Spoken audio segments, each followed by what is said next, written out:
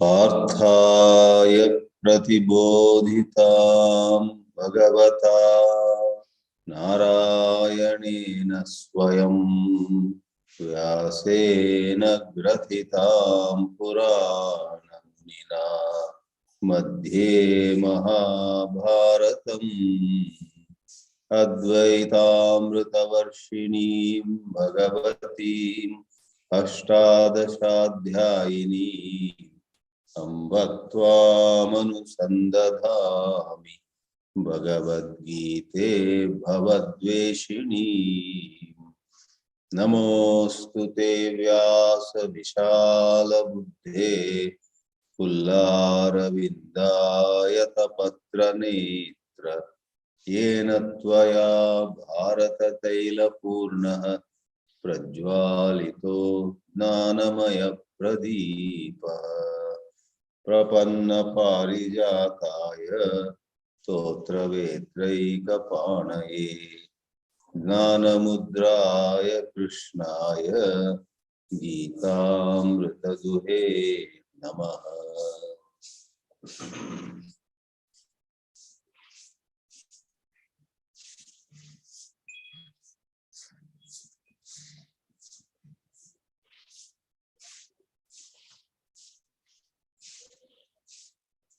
After 75 classes, we are all set to start the 4th chapter of the Bhagavad Geetā.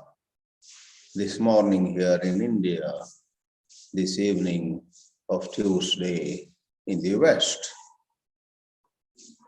The 4th chapter, called Jnana Yoga, is perhaps one of the very popular chapters, which is a source of a lot of spiritual guidance, especially for those who are a little more into Vedanta study, not utter beginners. This chapter 4 has much to offer. For utter beginners who are not much exposed to spirituality, no wonder Karma Yoga makes a lot of sense. For they anyhow are strongly identified with their work, their field of action, and all that they are interested is how to perform in a wise manner in this world, not getting stuck, not getting into agitations. While therefore the 3rd chapter was the art of right action, the 4th chapter is the wisdom of right seeing. It is in this chapter that some very puzzling verses come before us. The most puzzling shloka is the 18th in this chapter 4, where Lord Krishna says, those who see action in inaction and inaction in action are the wisest. What do you mean by seeing karma in akarma and akarma in karma? Yes, in spirituality, a lot of our understanding changes 180 degrees. What we earlier had thought was a vibrant life might get exposed to be nothing but an extension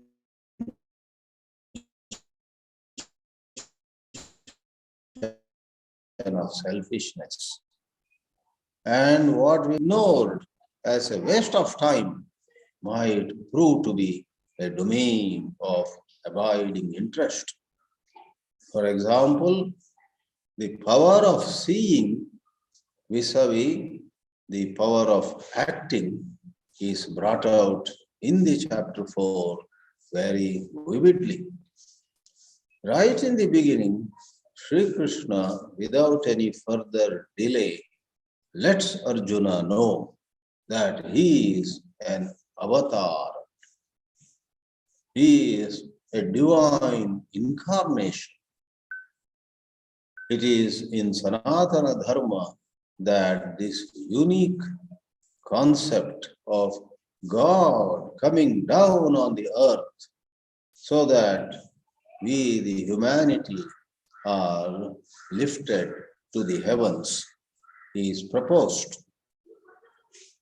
Avatara, which we shall take up in detail in a short while, is where God descends to make possible a human being's ascent. A woman or man ascends to her or his divinity, helped by Sri Krishna, by the Godhead. And Lord comes again and again. And there are varieties of avatars. Purna avatara, Amsha avatara, and avatara for a very specific purpose, and so on. While Shiva, Vishnu, and other god forms can all appear on the earth and play their sport to help their devotees, they may come in particular forms. Sanatana Dharma especially praises the avatars taken by Mahavishnu. Sri Krishna himself is the 8th avatar of Mahavishnu among the celebrated 10 avatars. Apart from this Avatara, Chapter 4, with 42 verses in it, goes into many other concepts that are part of Sanatana Dharma.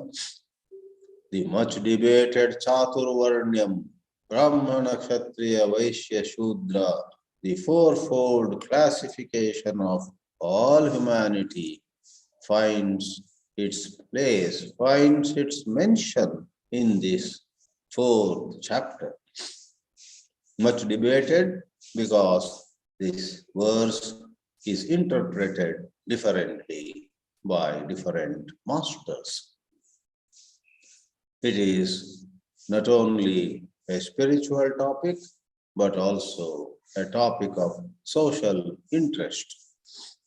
It has inspired people, and it has also, this Chaturvarnya, come handy in mischievous people to exploit weaker sections, to exploit anybody and everybody for that matter.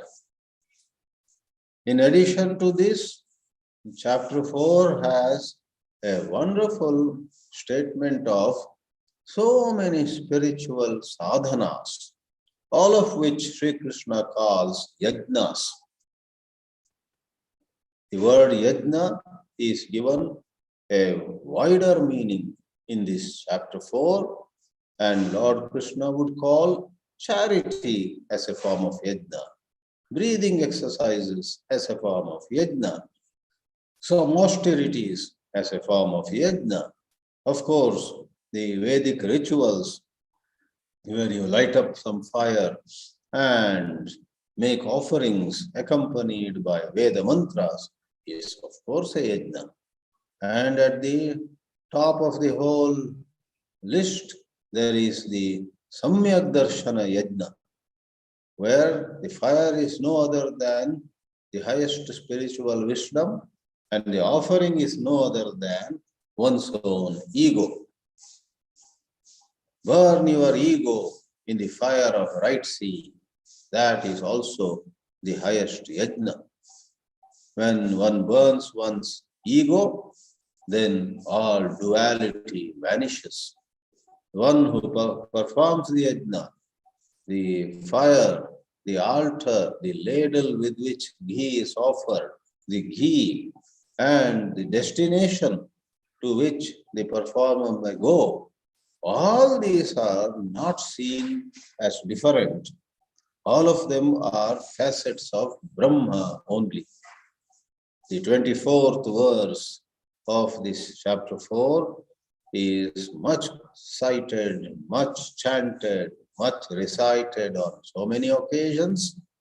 Brahmarpanam Brahmahavihi Brahmagnau Brahmana Hutam Brahmaivatena Gantavyam Brahma Karma Samadhina is a very popular shloka, though not all know the meaning of it.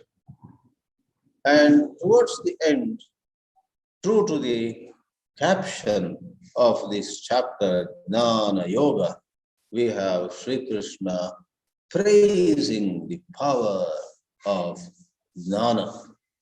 Not mere bookish knowledge, but where the bookish knowledge upon sincere self-application leads us to. Books should never be disrespected. Books have a place of their own, but by memorizing some shlokas or verses, words and phrases of books, nobody becomes wise, no one's sorrow comes to an end. With books as a beginning, probably, we have to work on ourselves, work on our life, and come upon such an understanding in which our sorrow goes away, our heartburns vanish, our life becomes meaningful. We find love in our heart. We actually know what it is to forgive. We know what it is to look at everybody with care and concern.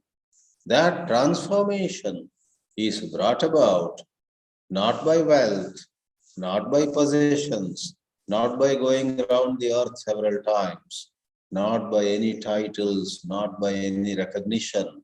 Deep transformation in human life, where sorrow comes to an end, is possible by jnana.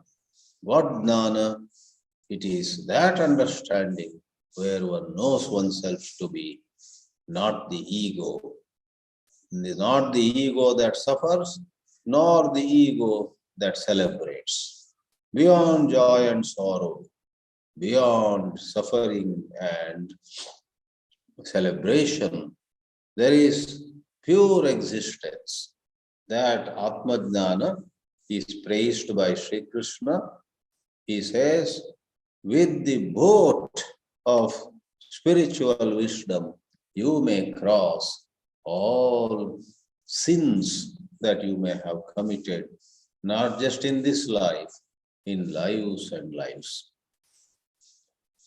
Calling it fire, Sri Krishna says, the fire of right seeing, Samyak Darshana Agni, will burn away all your karmas, which is bondage.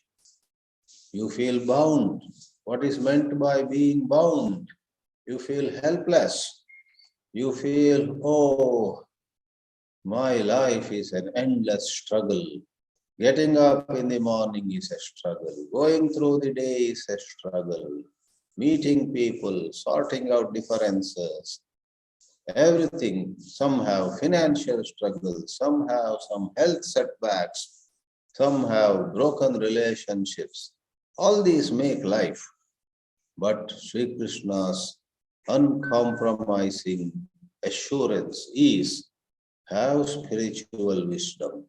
None of them is likely to or can make you suffer.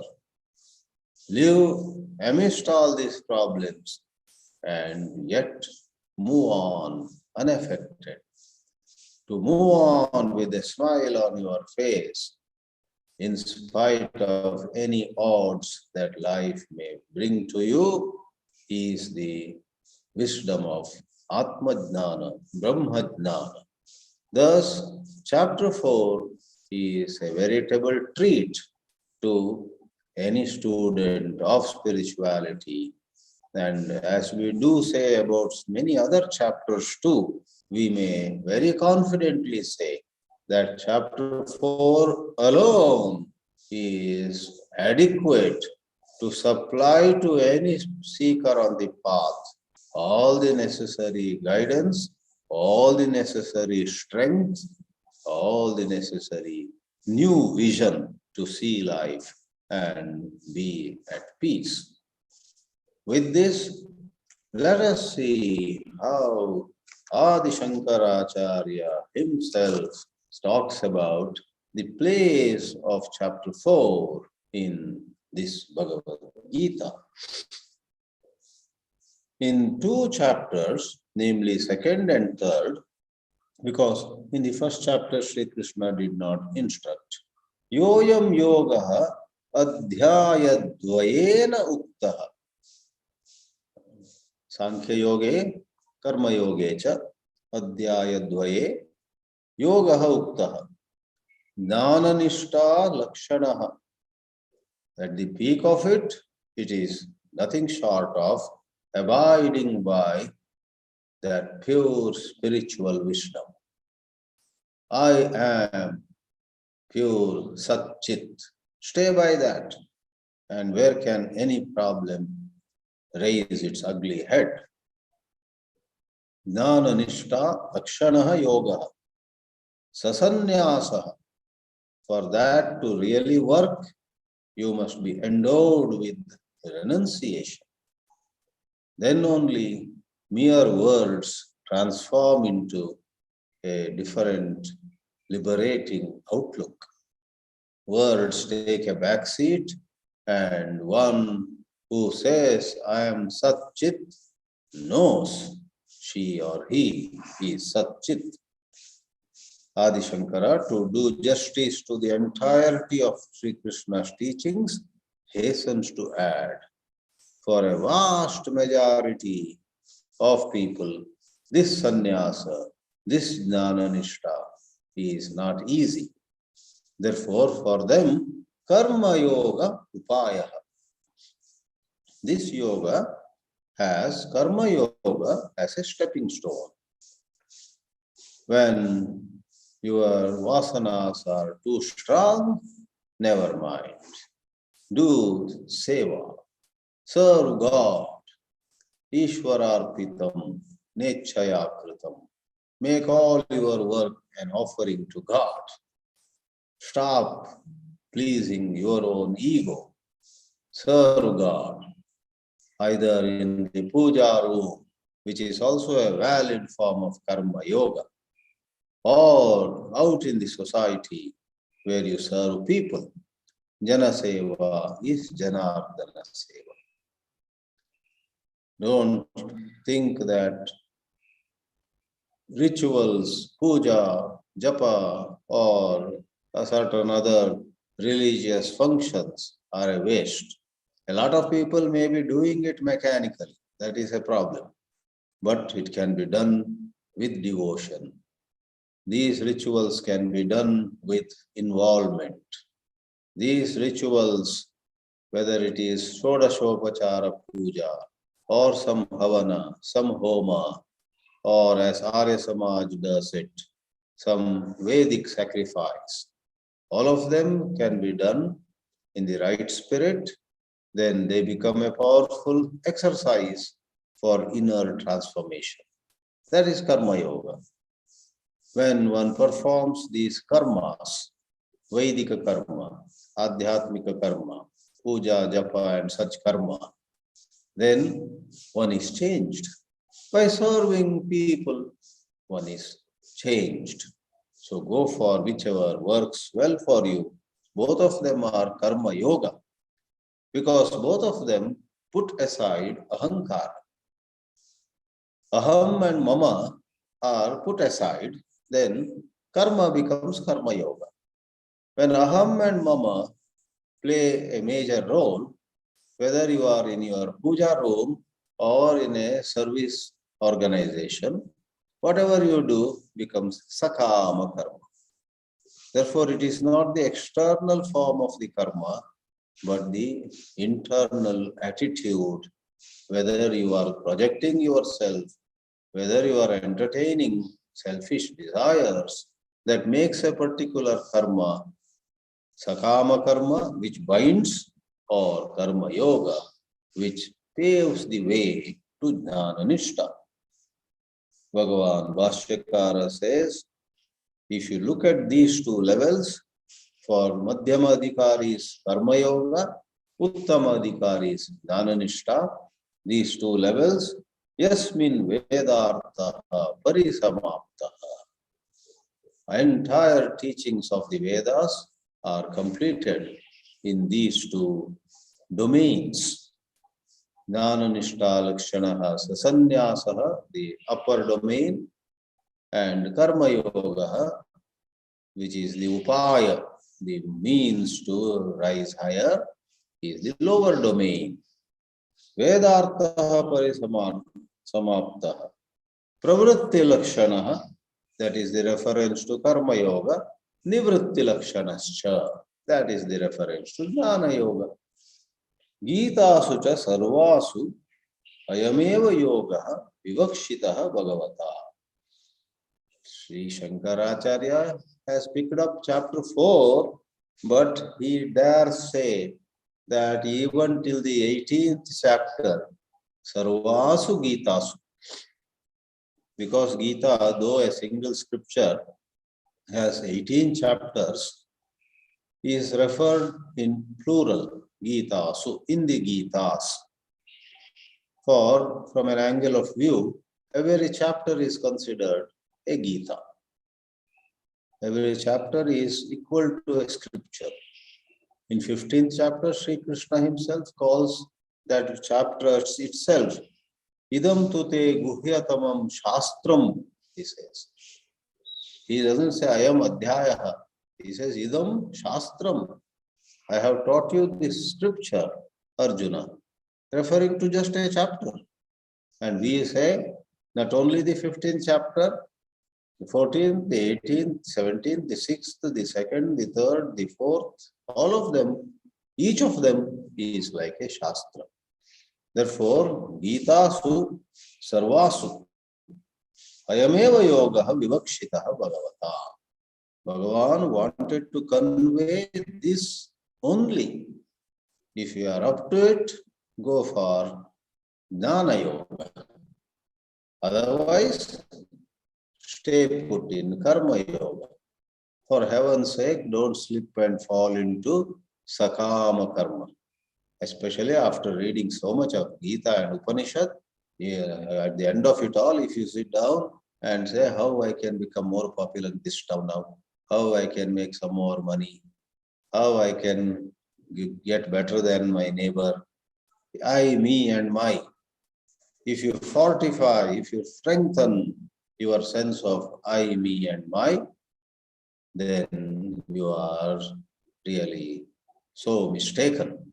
Does it mean that students of spirituality should not plan anything?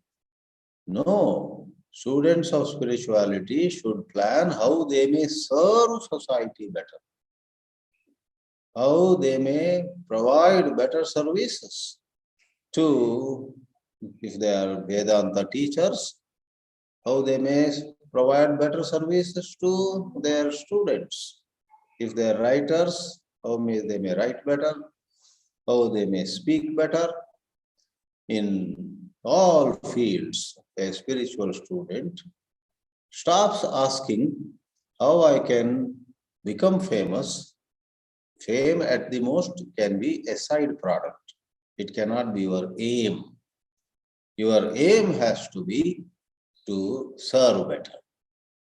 Therefore, spirituality doesn't mean idling away, saying, I don't have any desires now. I'm going to go buy a new easy chair. There is a range of easy chairs.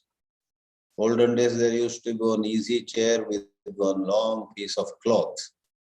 And both ends, there would be a wooden rod that holds the piece of cloth in place. And so many grandfathers have fallen down on the ground because a grandson would remove this wooden stick. And the grandfather sits on the cloth, and since the wooden rod is removed, the cloth falls onto the ground. I guess more or less it has vanished.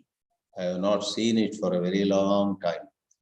Nowadays there are wonderful newer options. So does Vedanta mean drop your desires find the best easy chair available, old man's grandfather's chair available, and lie down looking at the ceiling till lunch is announced, and so on. That is most meaningless.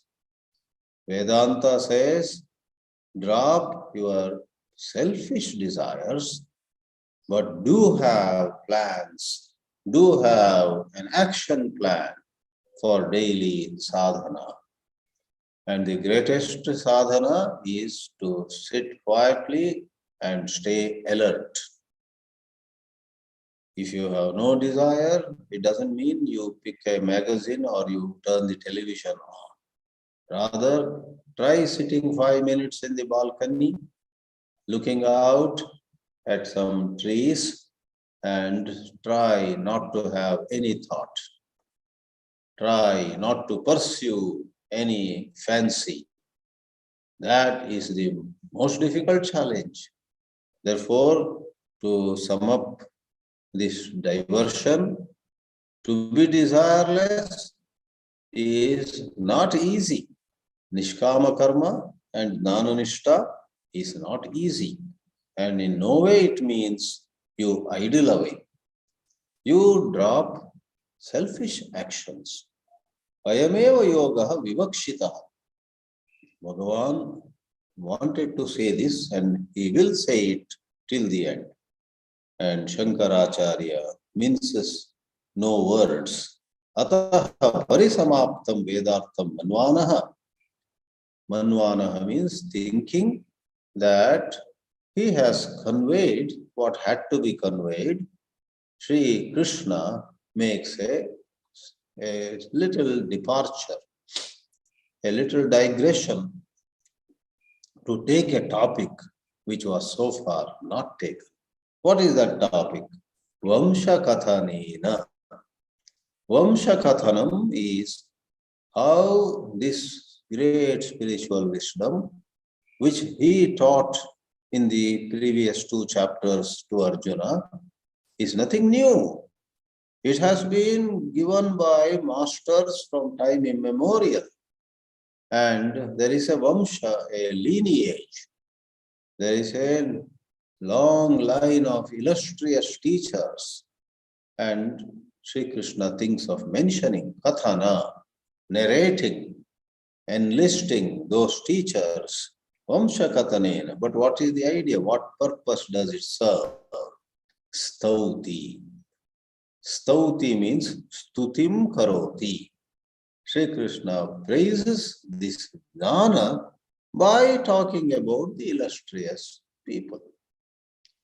If you talk about great scientists in some laboratory which has been in existence for last 100 years, if you talk about great writers who were part of an association of writers, if you talk about great professors of Mysore University, and then say all of them were in this famed university, which was in the good old days supported by the Maharaja of Mysore.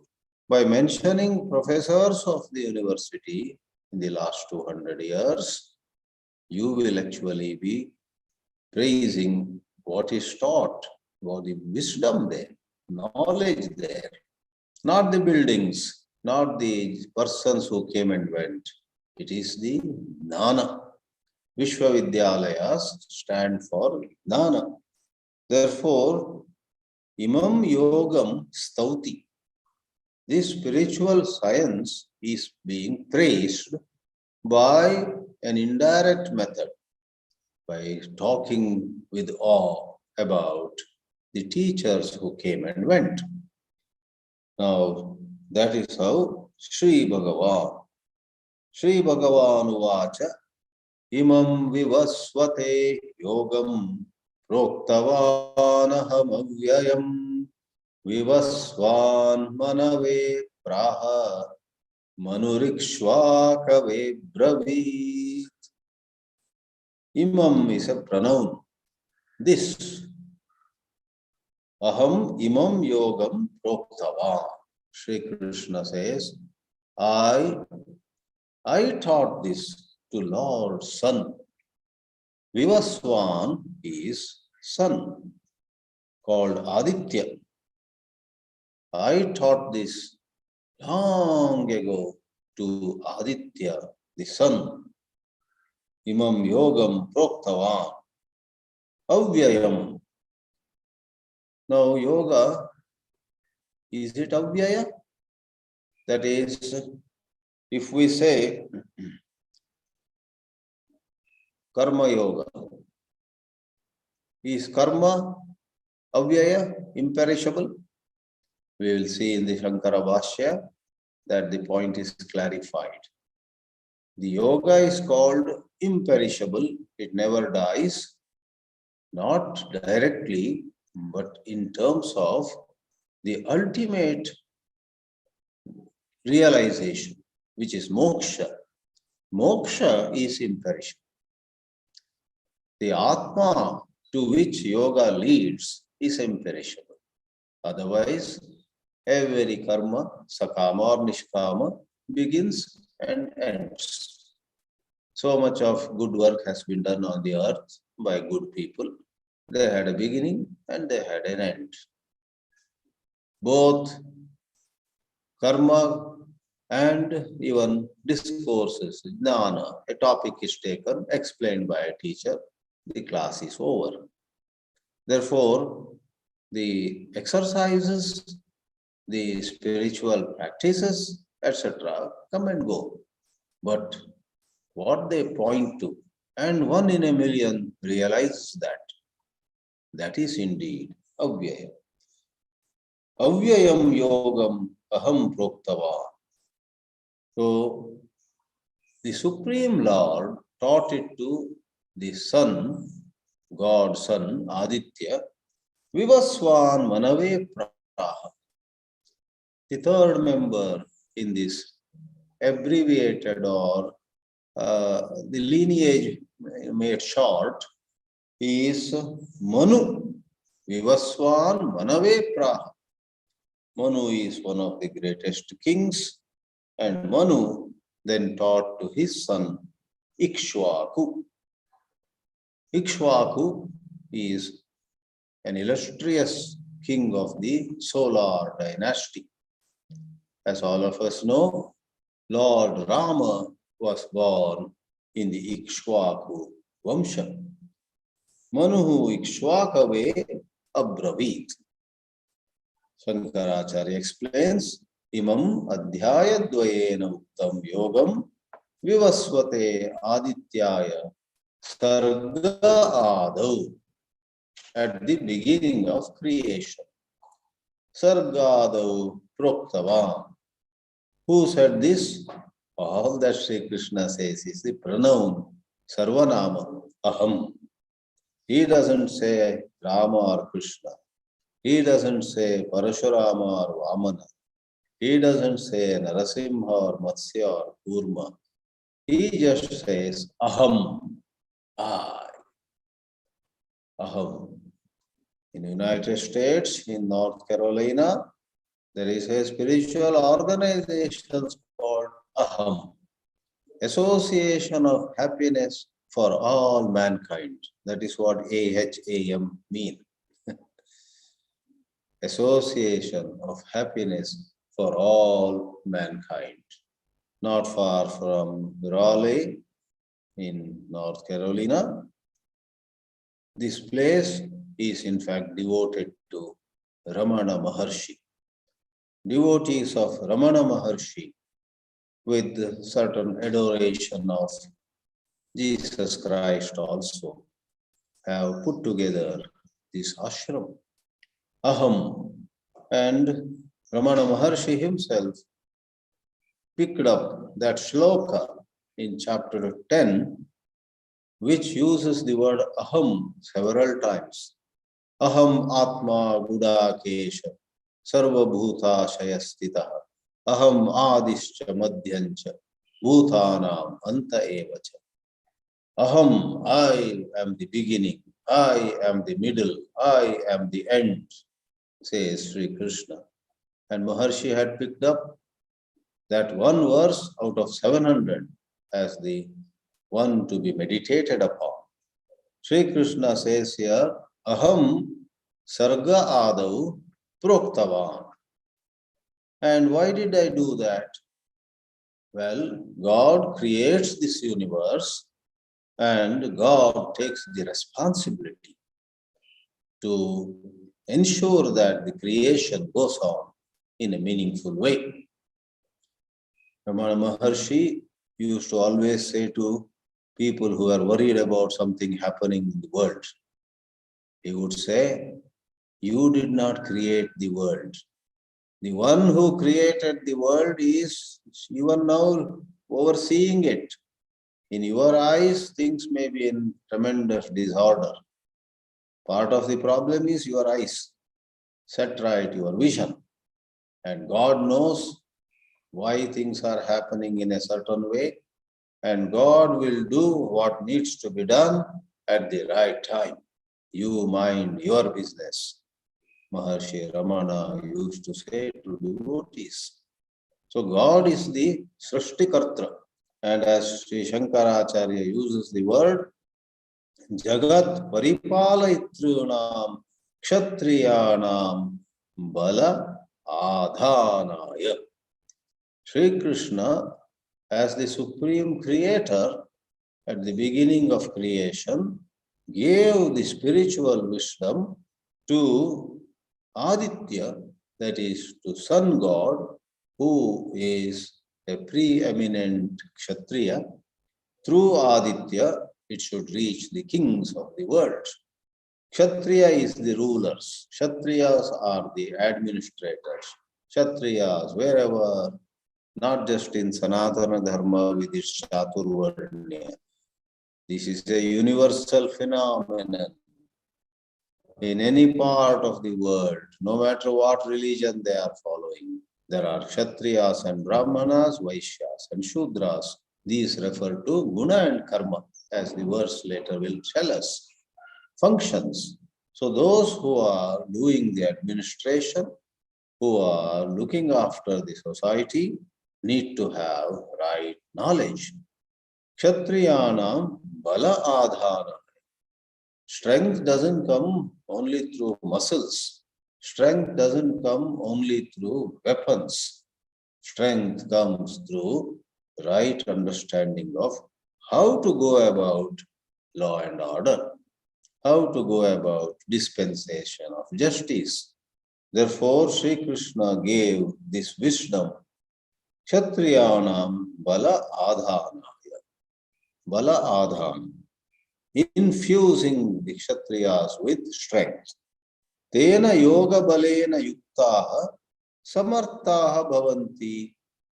Kshatriyas then become very capable, especially they need to protect Brahma, that is, those who are custodians of knowledge.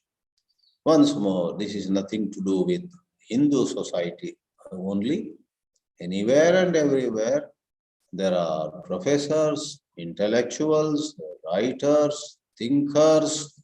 There are people who envisage projects, who provide necessary knowledge. So you may call them custodians of knowledge, Brahma. Brahma parirakshitum. Generally, they themselves won't be able to protect themselves. Kshatriyas have to protect the Brahmanas. Therefore, Kshatriyanam bala adhanaya. Why? Tena yoga balena yuktaha samarthaha bhavati Brahma parirakshitum. And Shankaracharya, using a traditional language, this has to be time to time interpreted to suit the times. Shankaracharya says, if Brahmanas and Kshatriyas are thus protected, the entire society will run in a proper way. For custodians of knowledge and administrators have to be walking dharma. If they slip, they move away from the path of dharma, which can happen if they don't have knowledge. If they have no yoga vidya, one by one they will slip and fall. They will do what should not be done. They will, rather than serving the society, exploit the society. Brahma Kshatriya Paripalite. This is Dvivachana. Brahmanas and Kshatriyas, custodians of knowledge and administrators, are in good shape. More than Paripalita is not in terms of providing them food and shelter, etc. Here, as was made clear, they have been trained properly. They have been given values education. They have been given spiritual education. Then, Jagat Paripalaytum Alam. The entire world will be then properly looked after. Today, a lot of prosperous countries have such discipline. Otherwise, there can be endless strikes, there can be endless agitations, there can be a lot of neglect of duty. In one of the Gulf countries once, there was likelihood of people going on the streets about some issue in the world. And the king of that Gulf country issued an order. Somewhere in the world there is some disturbance. I don't want any reaction to it in my country. All of you have your work to do. Just do your work. Anybody, rather than doing their work, goes on the streets with placards, with slogans, disrupting the regular life, they will be deported within 24 hours. He warned them, and then everything became quiet. You see? So that king had the vision that if I allow my citizens to go on rampage, because somewhere else in the world two communities are fighting, he had the vision that my economy will break down, my law and order will break down. Therefore, that is his sense of dharma. And as a result, he indeed ensured that his country was, it continued on the path of progress. So, administrators have to take wise decisions. I especially admired that gesture of that king of a certain Gulf country, because he was neither against community A nor against community B. He himself belonged to a certain community. He did not favor his own religious community, nor did he persecute the other community to which he did not belong. He said, I have better work to do, better business than fomenting communal tension in my country. All of you attend to your work. So that is yoga. Kshatriya has to work like that, rather than bringing the economy of the country down. Brahma Kshatriya Paripalite Jagat Paripalaytum Alam. Now Shankara explains the word Avyayam. Yayfalat. Instantly Shankara goes to word phala, because he says it is the phala which is samyak darshana nishta. Nahi asya yogasya samyak darshana nishta lakshanasya mokshakyam phalam viyeti. The ultimate phala, the ultimate reward, ultimate prayojana is moksha, liberation. Samyak darshanakya or samyak darshana nishta lakshan, marked by firm abidance, by right seeing, and that na vyeti, that does not decay. Otherwise, we have already explained, karma and upasana are two domains where everything perishes. Nothing stays.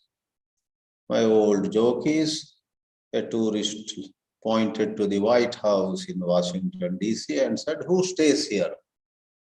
And a philosopher on the sidewalk answered, "Nobody stays here. Everybody comes and goes." So, if White House itself is not aware, some stay for 4 years, some stay for 6, 8 years. That's about it. Nobody stays. So is this world. So are all the positions. So is even all the skills that you and I learn. Thus, navyeti, it is moksha which is imperishable. Such a Vivaswan Nave Prapa. So Lord gave it to Vivaswan, Aditya. Vivaswan gave it to Manu. And Manuhu Ikshwakave, the fourth member. Therefore, including the Supreme Lord, the Creator, this shloka covers 4 members of this lineage of teachers. Swaputraya Adirajaya. Adiraja, Ikshwaku is one of the foremost kings that ruled this earth. And concluding this, Sri Krishna says, Evam parampara praptam imam rajarshayo viduhu sakale neha mahata yogo nashtaha parantapa. In this way, evam parampara praptam. Para means higher, apara means lower. From higher ones, that is teachers who came before, wisdom was given to lower ones, teachers who came later. This Rajarshis knew, royal sages. Rajarshis, Rajanaha cha Rishayas cha ete Rajarshaya. So interesting. The teaching was given to kings, not to rishis, not to some people engaged in Vedic studies and so on. Rather, people who are ruling countries. But Lord Krishna makes a sad comment. Kalena Mahata. In the long passage of time, this yoga is lost.